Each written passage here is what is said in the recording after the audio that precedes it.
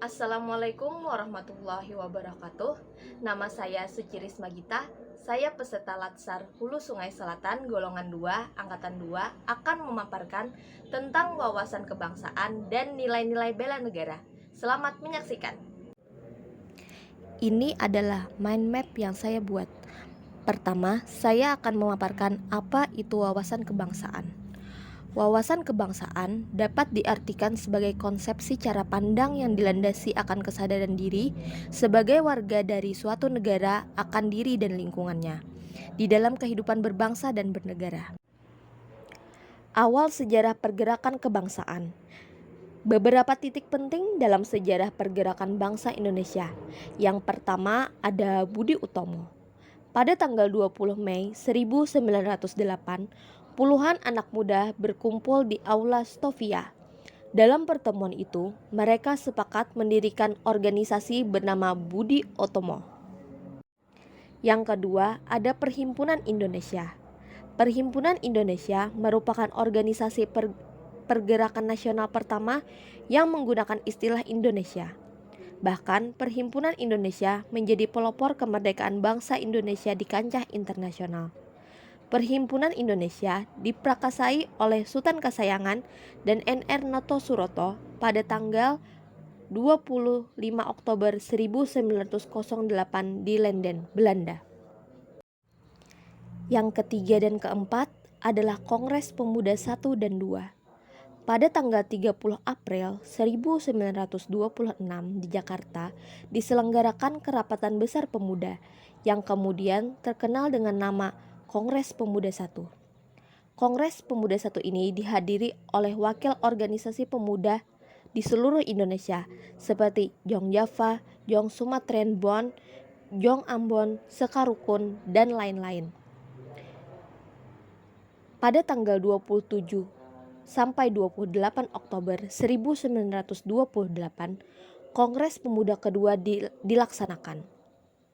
Muhammad Yamin, seorang pemuda berusia 23 tahun yang saat itu menjadi ketua Jong Sumatren Bon, menyampaikan sebuah resolusi setelah mendengarkan pidato dari beberapa peserta kongres berupa 3 klausul yang menjadi dasar dari Sumpah Pemuda, yaitu kami, putra-putri Indonesia, mengaku bertumpah darah satu, tanah Indonesia.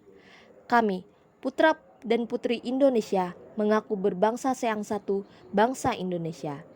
Kami, putra-putri Indonesia, menjunjung bahasa persatuan, bahasa Indonesia.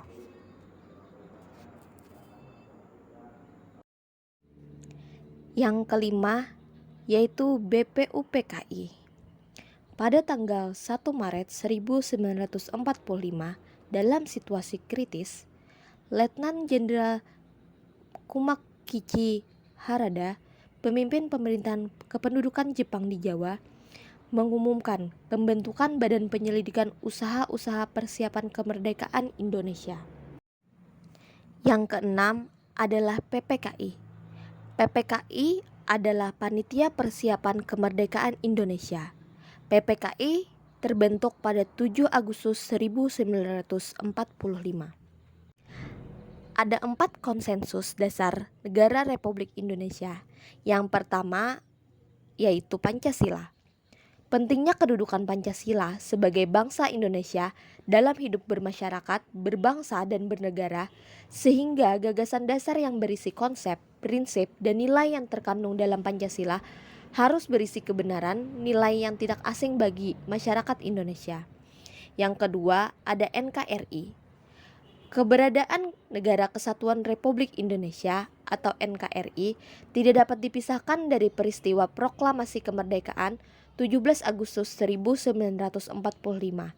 Karena melalui peristiwa proklamasi tersebut, bangsa Indonesia berhasil mendirikan negara sekaligus menyatakan kepada dunia luar atau bangsa lain bahwa sejak itu telah ada negara baru, yaitu Negara Kesatuan Republik Indonesia.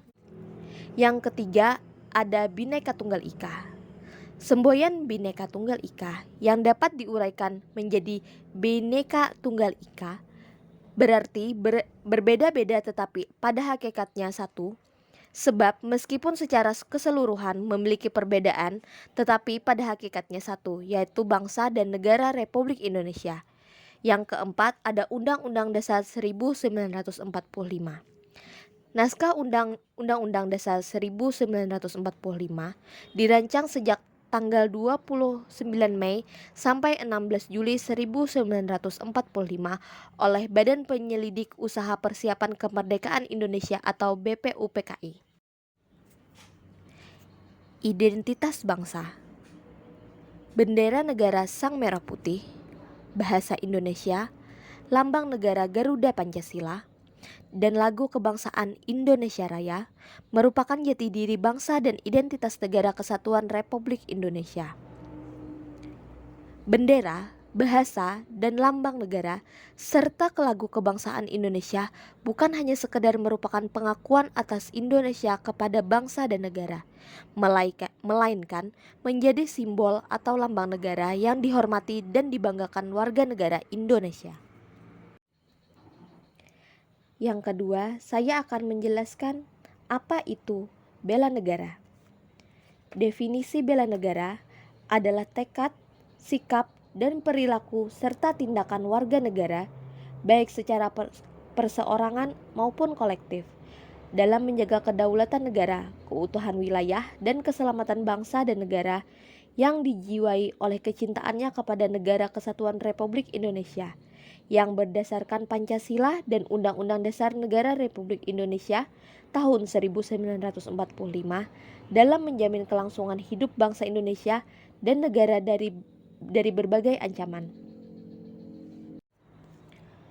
Berdasarkan Undang-Undang Nomor 23 Tahun 2019 tentang pengelolaan sumber daya nasional untuk pertahanan negara, Pasal 7 Ayat 3, ada lima nilai dasar bela negara, yaitu 1. Cinta tanah air, 2. Sadar berbangsa dan bernegara, 3. Setia pada Pancasila sebagai ideologi negara, 4. Rela berkorban untuk bangsa dan negara, dan yang kelima, kemampuan awal bela negara. Aktualisasi kesadaran bela negara bagi aparatur sipil negara. Dalam rangka mencapai tujuan nasional, sebagaimana tercantum dalam Ilenia keempat pembukaan Undang-Undang Dasar Negara Republik Indonesia tahun 1945, diperlukan ASN yang profesional, bebas dari intervensi publik, bersih dari praktek korupsi, kolusi, dan nepotisme atau KKN, mampu menyelenggarakan pelayanan publik bagi masyarakat, dan mampu menjalankan peran sebagai perekat persatuan dan kesatuan bangsa berdasarkan Pancasila dan Undang-Undang Dasar 1945. Contoh dari kesadaran bela negara bagi ASN: yang pertama, mengabdi kepada negara dan rakyat Indonesia. Yang kedua, menjalankan tugas secara profesional dan tidak berpihak. Ketiga, memegang teguh ideologi Pancasila. Yang keempat, selalu ikhlas membantu masyarakat dalam menghadapi situasi dan kondisi yang penuh dengan kesulitan. Dan yang kelima, selalu berusaha untuk meningkatkan kompetensi dan mengembangkan wawasan sesuai dengan kemajuan ilmu pengetahuan dan teknologi.